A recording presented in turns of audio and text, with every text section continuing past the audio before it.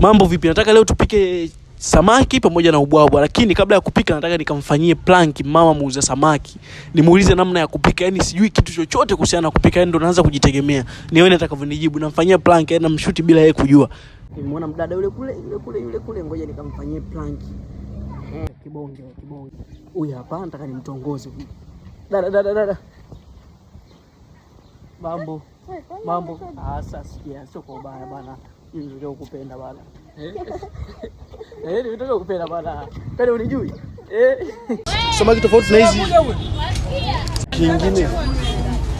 Bana mimi hapa ndo najifunza kupika. Na sister yangu yule pale sema anawahi chuo. Nilikuwa naona niigize kupika samaki unapikaje? Unataka kupika samaki? Na ubwabwa. Na wali. Mchele pale kuna watu wengi sana. Kwa nataka pale nifike nauliza kwamba sijui kupika mchele pale. Sijui. Wewe shikamoo nakusalimia. Sasa hizo. Salamu. Nipo 2800 kilo moja. Wanataka napiga vipi? Hizo mwenyewe. Kupika mchele, kupika wali. Nataka yake nani? Yani ile tu mwanzo boshkani inahusiwa. Nazi gani ya sijui ile kimoja. Mke ningeona mke angenielekeza mke.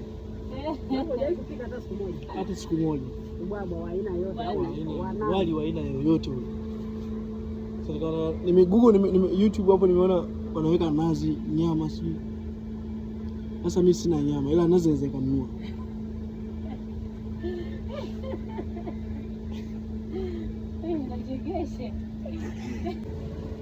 Afu ndo natia chombo ni angalia jamani, jua hapa jua imenichoma.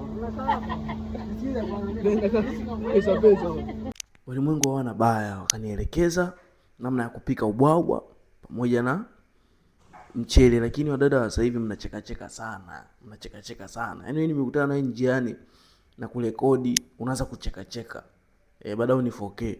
Okay, anyway tuachane na hayo. Tupike samaki wetu au sijui anaitwaje ila nasikiaga wanatokea Kibaa.